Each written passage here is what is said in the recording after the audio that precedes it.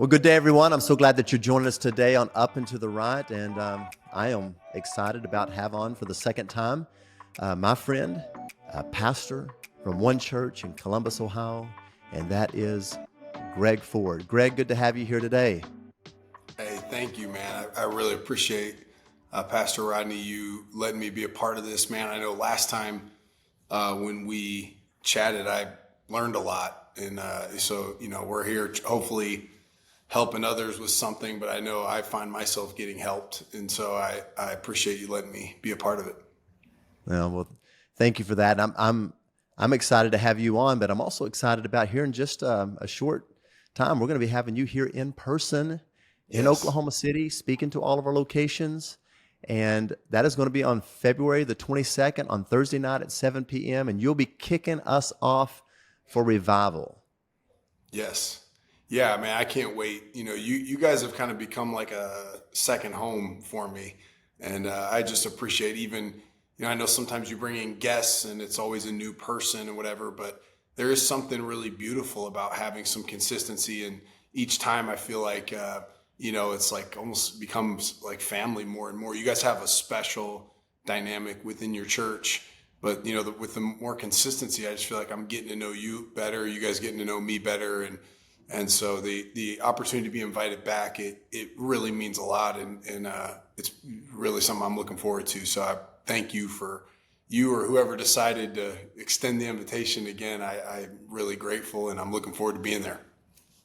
Well, I think the whole church enjoys having you, and I always do. I enjoy the friendship. I enjoy the conversation before. I enjoy the conversation after the meal, and then also just the spiritual bread that you break to us and give to us, and give us an opportunity to be able to draw closer to Christ. Thank you, thank you. Looking forward to February 22nd.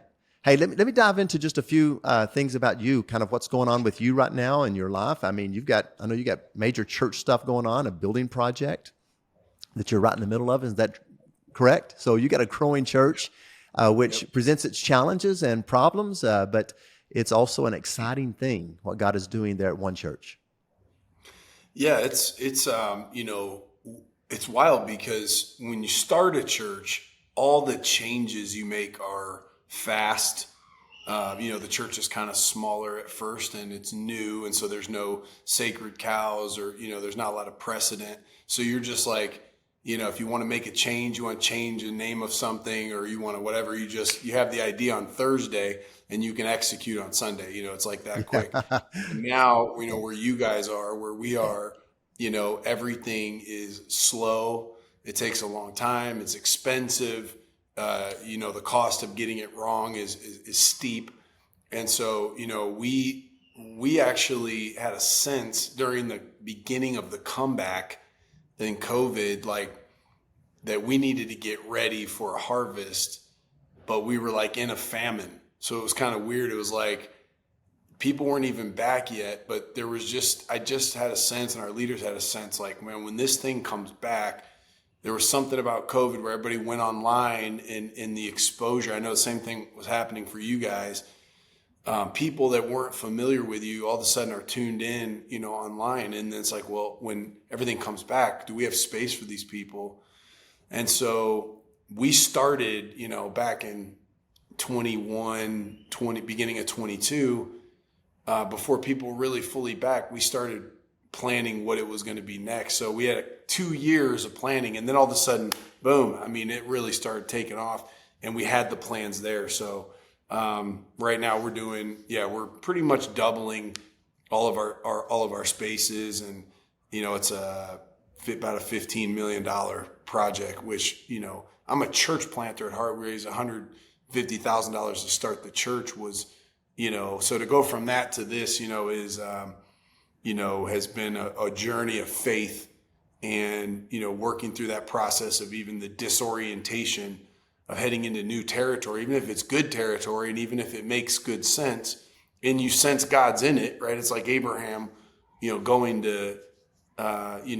to the promised land, headed to Canaan, right? He's like, yeah, but I've never been there before, so I got to build altars and remind myself of God's faithfulness and, be able to continue to even keep your emotions in alignment with your faith And so that's, that's kind of been where I am, and our church is, and I'm excited for you guys, man. I know you guys are, surging ahead too, and trying to figure out, hey, do we add another service, and do we do, where should we sink our teeth? Do you do another site? Do you expand your own site? All this stuff. So, we're right there. So, as you figure it out, man, call me, because, I feel like I'm, absolutely trying to, hear God and learn as much as I can, as quickly as I can.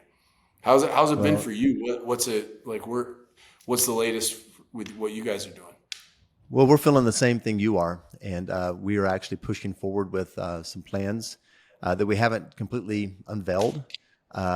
Some of the key leadership have been in Let's those just do it now. conversations. Let's just do it. Let's just unveil it now. Let's just go ahead. Just I mean, where are we at? What are we doing? Go ahead. That's right. It's to break the news.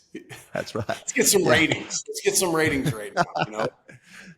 Yeah, you actually joined in. We started Revival back in July. We added another experience on Sunday, which that fourth one, when you do 5 on the weekend and you do Thursday and then do, 8 a.m., 9:30, 11 o'clock, and 12:30, and then we added experiences in Guthrie too. And it's a lot there, but we are. It's a lot. You're like forgetting if you said this already in this service or if you said it in the other 4 services, right? Like, I mean, Yeah.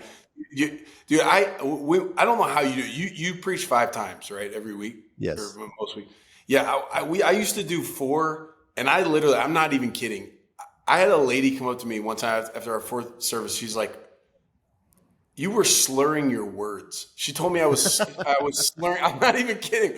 I was like, I felt like I needed to explain. I'm like, I don't know, man. Like, by the 4th one, I honestly felt like I was started slurring my words, and I couldn't remember if I had said this already in this service or if I said it in the last. Like, do you ever have that? Oh, absolutely. Absolutely.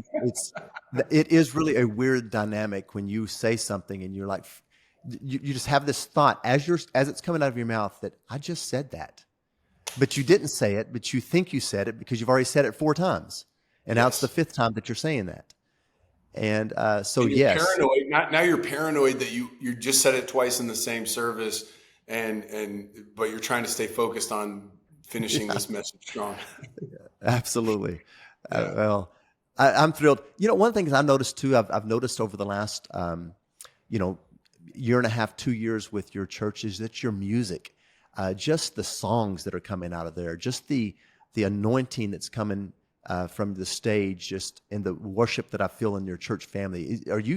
Is that what, I mean, I haven't been there with you, but that's what I'm feeling and sensing that's coming. And of course, then I saw your crew on stage in, in Columbus, when I was in Columbus this summer for the Assemblies of God General Council event, and your team led, which was so powerful.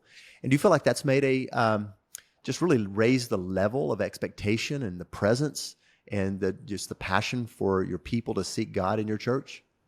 100%. Like, it has been, we're really in a really great season right now, and it's one of those things, obviously, when you do things like music, you need people that can sing and people that can play instruments, right? Like, takes a lifetime to develop those gifts, or some of them, either you have it or you don't, in terms of ear and the voice, and people that, have developed those skills. So you have just the musicality, but then you have the songs themselves, like what message they're sending, what theology they're imprinting in the minds and hearts of people. And then you have that experience where the sincerity and the genuine worship that's coming from, the team, and not only in the moment, but what's happening in their own hearts and lives. And when you kind of get that sweet spot of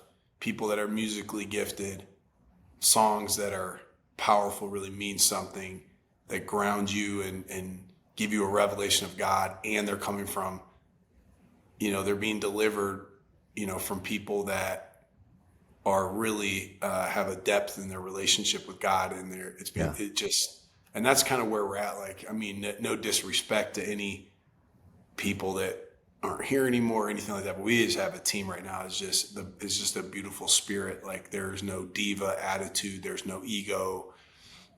There's just a beautiful sincerity, and a lot of great things are being created, from that. And so it's fun to be a part of and to experience and see others experience. And we just want to, I try to do my best to just kind of get out of their way and affirm and maybe pastor them a little bit. But it really is, at least from my own experience. Again, I know God's doing.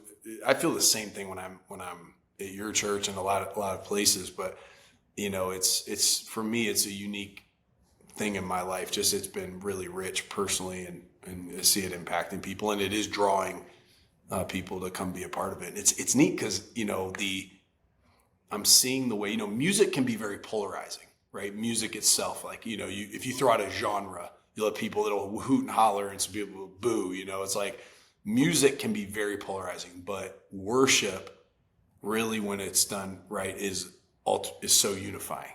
And Absolutely. And it's like we're seeing that happen, and it's not perfect. I mean, certainly people are always going to have their flesh and their, what they like the most here or there or whatever. But it's really going well. I appreciate you saying that. Yeah. No, even from, out of our church over the last many months, there's just been almost a new breath of music is coming, a new wave, songs that are being written. Matter of fact, I'll send you when I get done. And matter of fact, the church as a whole, I give you the sneak preview before everybody else, but we just did a music video of a song that we've just recently done for our students. And it's not just with our adults, but it's our students. There's just songs that are being written from our team. And in the past, we've kind of dreamed of that. I think everybody wants to be this, but we also wanted to make sure that, hey, that's not our objective. It's just to force the writing of new stuff. We want to let it happen organically. We want to just, if God blesses that, let it happen. And of late, it's just been a supernatural move of God moving on the hearts of our people. And these songs are powerful. They're speaking to our people. And that's what the main objective is not to be famous. It's to minister to the house, minister to our people, and that they are being built up and edified and drawn closer and inspired. And then it'll flow out from these walls into our community, into the world. That's so well said, man. Like, I think, like, it's kind of similar, right? With like writing, I've observed the songwriting from our team, and in some ways it's kind of similar to like sermon writing, right? Like you're writing a sermon, and maybe when you're first writing one early on, you feel this need for the sermon to be epic, or for it to just touch everybody, or, to have something no one's ever seen, or, whatever it might be, right? Some fresh take, some crazy insight. And then over time you start to, mature and you go, not every thing that is extremely effective is epic. If we're writing this song or we're writing this sermon because we're trying to go platinum, or we're trying to have something that the whole world sings, often you end up with something that frankly is kind of forgettable, versus if you're like, you sit down and you're like, what's hot in my spirit right now? Like, what is God showing me right now? What did I just experience? Or what am I, again, walking through? And you start putting language, to the things that are very real for you. And maybe you're writing it, like you said, to your church, or you're writing it to a friend, or you're writing it to yourself. So like, I think often those things, they end up, you almost think small when you're writing it, and then it ends up actually being able to be even more effective. It seems like it kind of drives the song or the sermon or whatever a little bit deeper than if I'm out here trying to write something that I think will have everybody wanting to listen or everybody wanting to sing. Like, no, write something that God's showing you right now, and zero in there. I think it usually ends up with better stuff. That's so good. That's so good. Greg, one of the things that I've noticed about you is when you've travel here, you usually have somebody traveling with you. You have every time. whether it be, your wife or you have one of the staff members, and you will have a time, and I've seen this on as I follow you too on Instagram, is that just where you sit down and you kind of talking to somebody about your sermon, you just kind of walking through it and talk about kind of the mindset behind that. What are you doing? What are you trying to feel for? What are you getting back from somebody? How's that helping you prepare? Just so I can hear and learn, but then also others can listen and learn about what you're doing in preparation for delivering to the audience as a whole. Yeah, well, I appreciate you asking that. So for years, like when I first started writing sermons, I would do it in solitude, and it would just be me staring at a screen. And I had a lot of writer's block, or like I didn't know what, I felt like man, what am I going to talk about? And I just felt like I wasn't getting any traction. And I did that for a long time, and it was like every sermon was like a struggle. It just didn't feel like it was flowing out well. And actually, when we moved here to plant the church, I started taking a lot of Saturday meetings. And so I'd sit down with somebody, and we'd be getting coffee Saturday morning, and they say, "Hey, what are you preaching on tomorrow?" And then I would start verbally process. I'd be like, "Oh, it's going to be this," and I'd summarize it. But like as I was saying it to them, I would come up with 2 or 3 things that were better than what I had, and it just came to me there. I'm like, hold on a second, and I'm like writing this down. So I kind of stumbled on that my process of developing and synthesizing thoughts and crystallizing content really was best through external processing. It wasn't going to happen best just staring at a computer. So I just built a whole kind of my own system of development and content creation in collaboration and conversation. So basically I've got to externally process a thought. So I've got, some people that I do that with. And it's helped me get thoughts out earlier. Again, it's helped me to refine language. That's not to say I don't spend any time by myself, because I do. But a lot of times it'll help me bring the thoughts into focus, and then I'll write down something that I can remember. Then later, now I'll go and, write it down and be able to kind of work it out. So then when it comes to wherever I'm speaking, whether it's at our church or your church or somewhere else, I like to just basically get my mind warmed up and to get everything top of mind. So in my head, I don't have a manuscript. I have basically a roadmap. So I have these different pit stops I want to make to the point that I'm going to make. And so to me, I'm essentially running through, I'm getting all of those, I'm touching all those bases of where I want to go and how I want to end. And especially any part of the message, I feel like I really need to make sure that I'm clear. I'll go through, and then I get feedback from that other person because I'm in my own head. I don't know, what they're hearing. So I'll have a team of people I do that with, and I've kind of trained them on each of the components and what my goal is for each one of those things, so they have something to evaluate me against. And so it's probably been the single most important development process for me personally, in terms of particularly monologues, communication, because I'm getting really good feedback all the time. So, we do we do 3 services. So I get feedback. I run through it before, get feedback, then I preach it. Then in between, they give me feedback. And then in between the next one, so I'm just getting it all the time.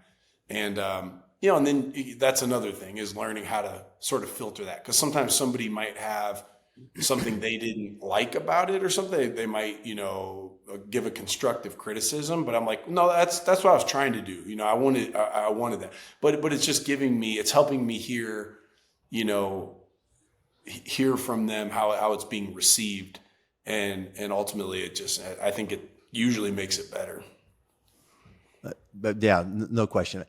I'm just really impressed with that. And one of the things I like about that is you being open to receive that, the ideas, the thoughts, the direction, the criticism. For several years, when we first started Thursday night experiences, which was 9 years ago. So I've been doing Thursday nights for 9 years now. And it is just booming right now. I don't know why right now, but it's just like we're having a packed house. And it's just, so when we do revival, it's like sorry, Sunday folks, that try to come over here. There's not going to be much room for this to happen, which is a great issue that we're having. But I would have my staff, even the young interns and stuff, come in and critique me. And it took a while for them to be able to want to speak into that. I mean, because I want them to tell me like, hey, how did that a joke, that little thing that I wanted people to laugh, how did it land? What was your thoughts? How could this be done better? Grammatical issues and whatever it may be that I can unpack and deliver better. But pretty much the whole staff knows now is that now we don't do that every time, but I need them to identify things that need to be corrected. Even if I just said one word that was wrong in my text that I was reading, and I want somebody just to point that out.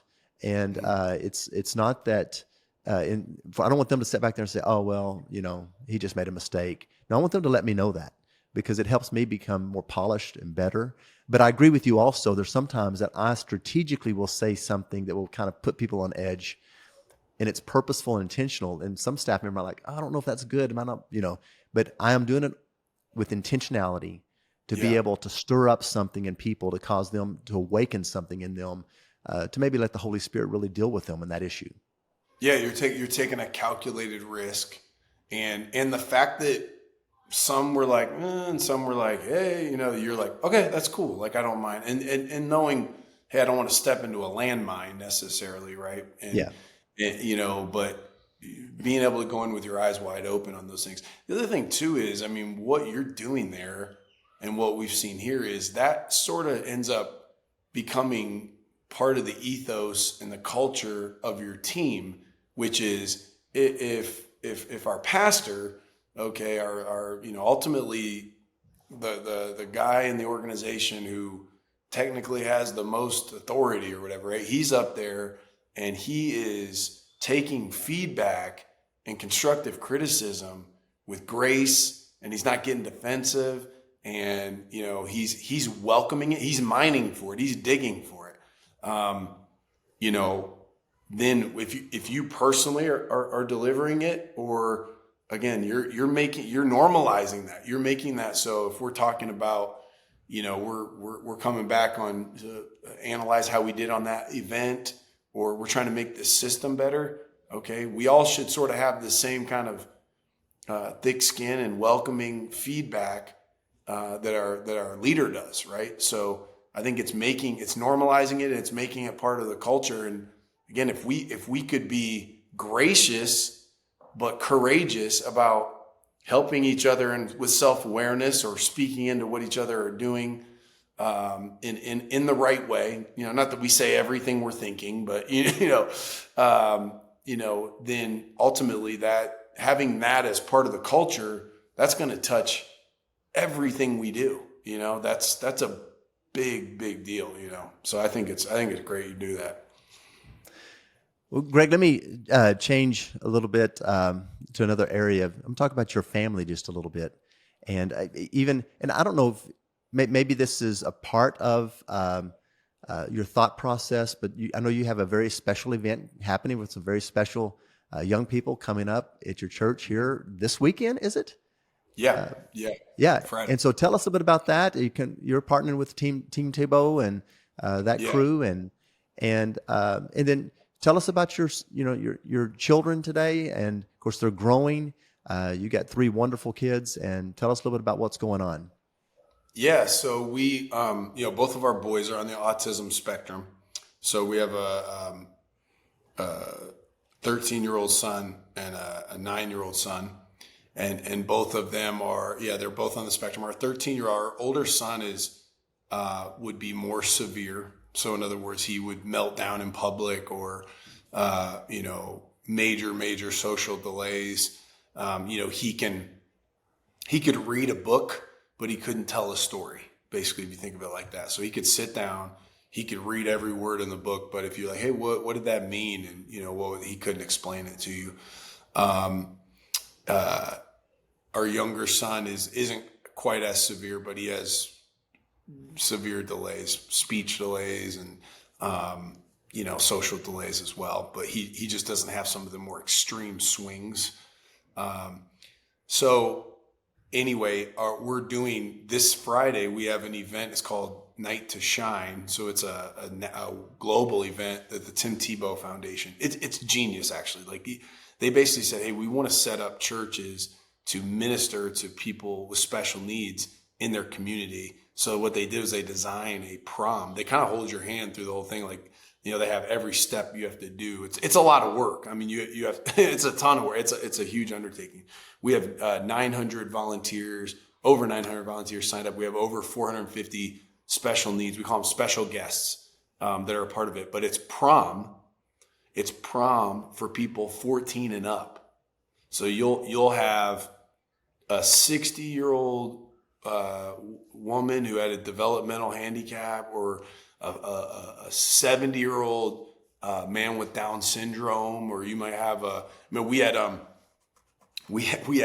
I think she was probably 30-year-old woman who was deaf, and she was literally, you have a dance floor, you have the whole nine. I mean, it's DJ, and she's sitting there holding a balloon because the balloon is pulsating, with the bass. And so she can't hear, but she's holding the balloon and she's dancing, holding this balloon that's giving the sound waves, So we had, you have people all over the different, all over the spectrum. And everybody has a buddy. So essentially it'd be kind of like your date, but it's a buddy, right? And you can do everything from karaoke. Okay. So we'll have, I'm making this up, but you'll get the idea, 150 volunteers that will sit in the crowd and just cheer for karaoke.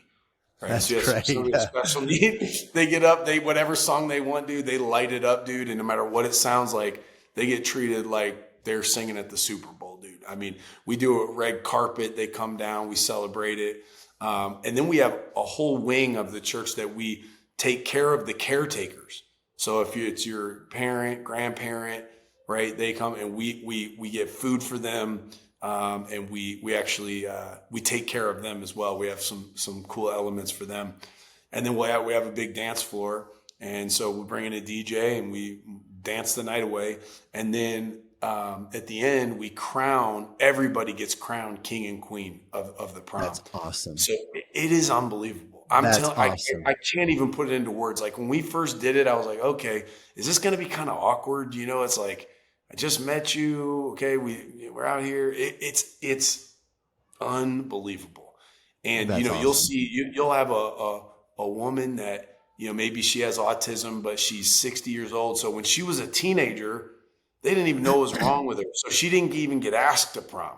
She didn't even get a chance to go. She just stayed home, and here she is at 60 getting crowned queen. It's awesome. Yeah. It's awesome. Yeah. So it's our favorite night of the year. We do. And so our whole church, I mean, literally we have to shut down volunteer sign up. It's like people come out of the woodwork, man. Like it's odd. I mean, it really is like the true color shining through the brightest. Like it's my favorite.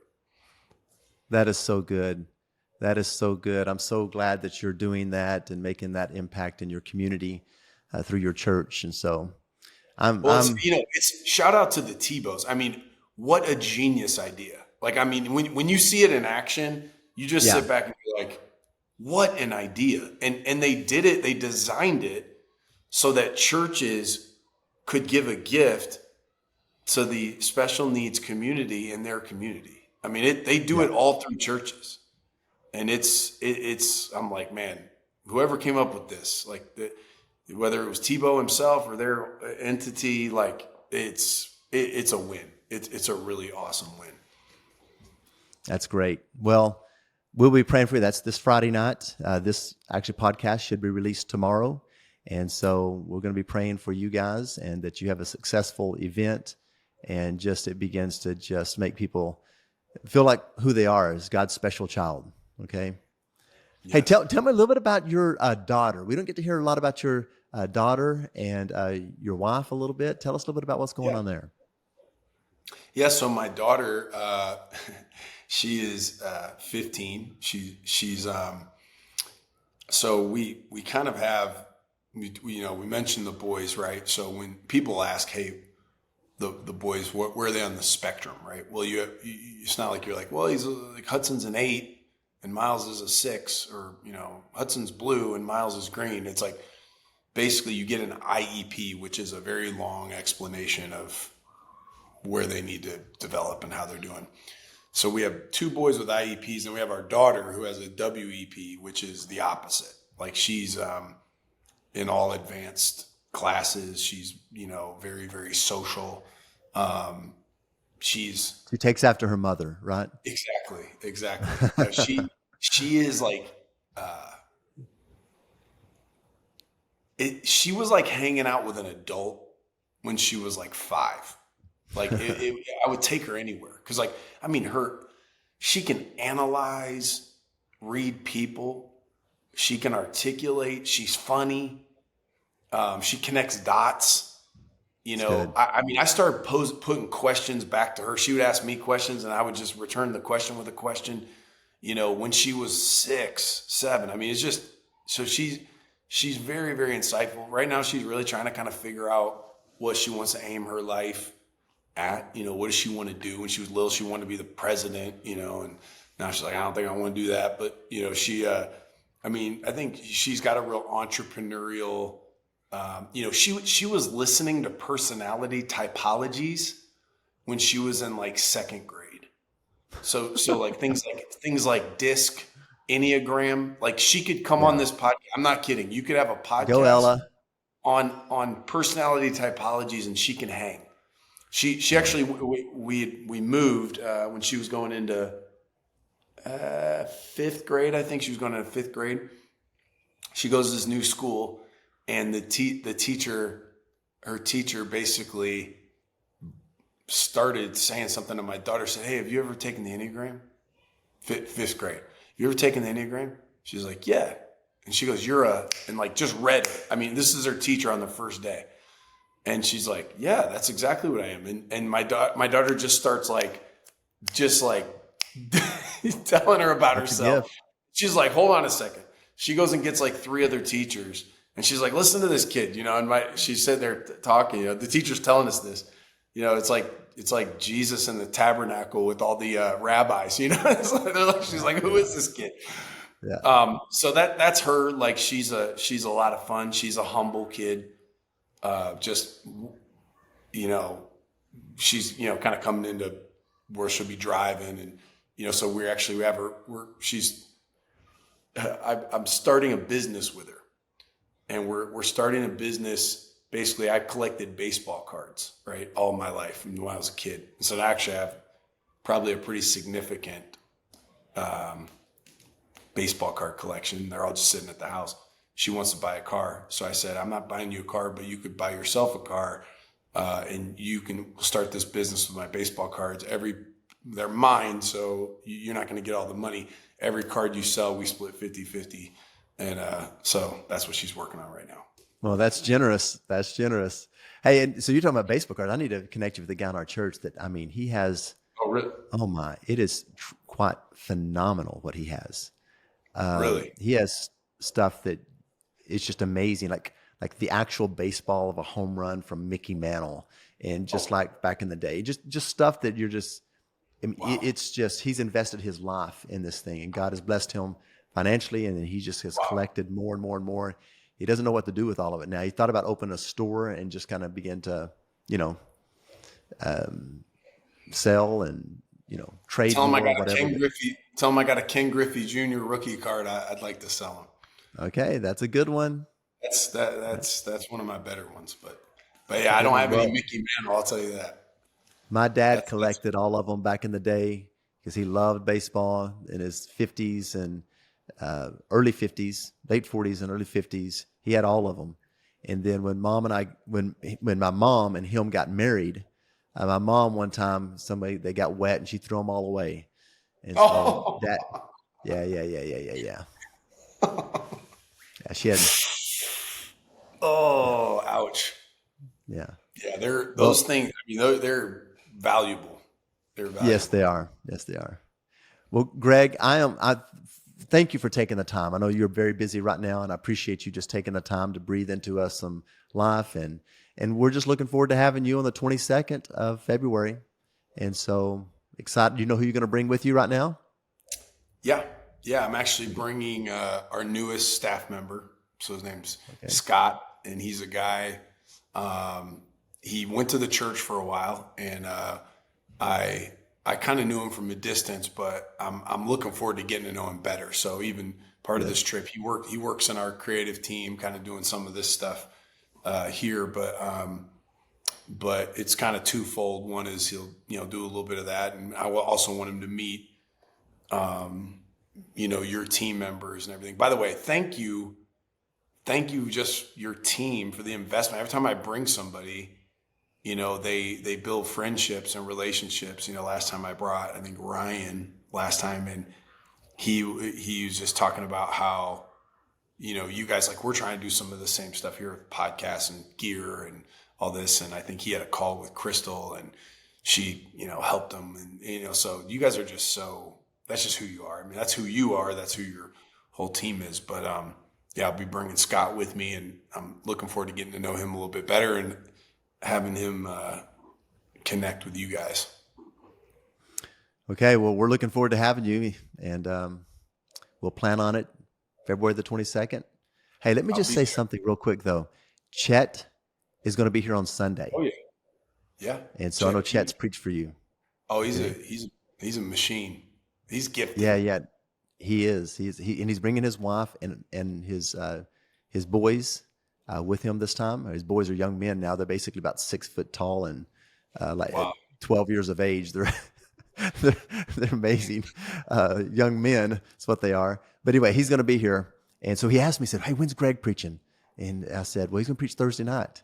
But the problem is the Clippers are playing the Thunder that night in the city. He's coming in early. He could be watching you. He could be here in church listening to you preach. But you know what he's done? He said, I'm gonna go watch the Clippers play. You see where somebody's really at. You know what I'm saying? Like, there's at certain points, there are just things that happen in life that you find out a person's true character, right? Like when they keep on, they squeeze, the real them comes out. So I mean, it is what it is. That's right. That's fine. That's fine. He says it's just for his boys, though. He's that's it. Yeah, great, perfect, convenient example. He's just being a good father. Yeah, no, that's good. That's good. Yeah. Hey, love you, my friend. I'm glad that you joined. Tell Shaylin hi, and also your beautiful daughter Ella and your boys Hudson and Miles, and know that I'm thinking of you, love you, and looking forward to seeing you on the 22nd of February. And everybody, glad you're joining us today, and we look forward to seeing you next time on Up and to the Right. Love you guys. See you soon.